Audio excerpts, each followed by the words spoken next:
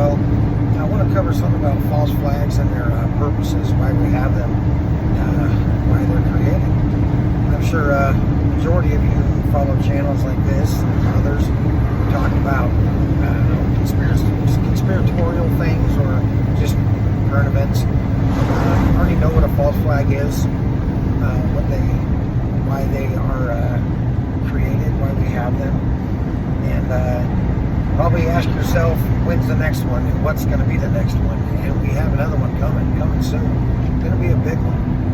For those of you who don't know what a false flag is, a false flag is an event that's derived to sway opinion, to reach, pretty much to sway public opinion one way or another, to get people to follow certain things. Like, okay, 9/11, what happened after 9/11? 9/11 had the Patriot Act. And from the Patriot Act, what we get? More tyrannical control, right? People have said to me before, Dan, people don't die in false flag events. I don't know where you've been living, but every false flag event that's ever taken place, people have died in. Gulf of Tonkin, that's a false flag event. Pearl Harbor, that was a false flag event. 9/11, Oklahoma City bombing, they all false flag events, all derived by the government or some kind of government agency, organization to achieve a purpose, to reach a goal. So yes, people do die in false flag events. False flag does not mean fake, all right? Not fake at all. It just means it's an event that was created, that was orchestrated by someone. And if you realize, if you look back in history, when public opinion of the government or patriotism seems to dip in America, there's always some huge event that comes around that brings back the proper, I guess, yeah, if you want to use that term, that lifts up public opinion of government and maybe some things that they want to do. Like, Americans did not want to join the war in World War II. They were totally against it. Then Pearl Harbor happens and everybody wants to go to war. So, yeah, these things are created for a purpose, to whoever's interest it is, say the government or some organization, to get the people to willfully join a resolution. I believe there is another false flag event coming. I believe it is going to be horrible, probably bigger than even 9/11 or Pearl Harbor. So all I can say is get ready for it. Gear up. It's coming. What's it going to be? No one knows.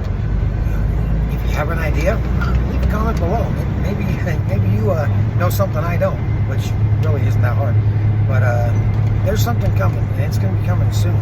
You got this election coming up, this selection, and then after the election, you got inauguration and everything that is that comes with that. They're already talking about, the left's already talking about, there's not going to be a peaceful transition of power if Trump does win. So what's that going to look like? I mean, what are they saying? They're not going to give up the presidency? How does that work? In a republic, when he's been, let's say he does win and he's dutifully elected, they don't give up power. What's that mean for me and you, or for anybody? All I know is the next few months, we've got a lot of crazy coming.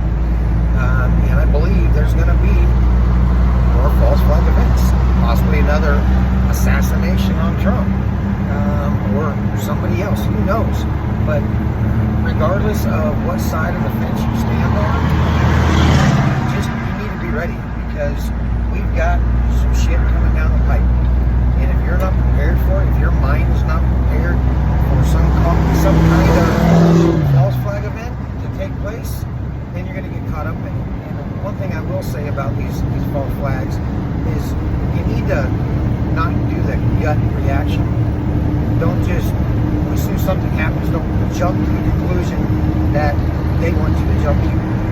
So whatever that first feeling is, I'm going to say don't go with it, because it may not be right. There's something flying around my cabin. Give it a little bit of time. Wait till some evidence comes out. Look at play devil's advocate.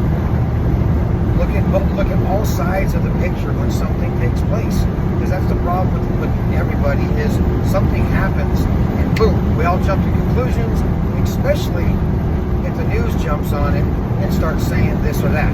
Then they're automatically swaying opinion, and they're saying that now people are already jumping on that opinion. So you want to be very careful not to do that. So just make sure that you're being careful in your reactions. Nobody wants a knee-jerk reaction. You need to be thinking clearly, looking at the big picture of things, and looking at the why. Why is this happening? And things don't just happen for no reason at all. There's always a reason. Might take a little bit for that reason to come out, but we need to be careful, especially right now, because I fully believe we're going to have something happen very soon, probably before February, or multiple things before February, that are taking place to truly sway the Americans' opinion. No matter what side, all I know is they're looking for chaos. They want chaos. They want right against left. They want us against them. They want shit to go down. They're looking for death, because the more of us that kill each other off, that's the less they have to take care of. So think about these things. And, I got people who question me going, I can't believe you believe in this elitist cabal who runs the world. Well, I can't believe you don't. It's not that difficult to see if you just look. If you pull your head out of the media gutter, turn off your TV, and actually think for yourself, and just look around.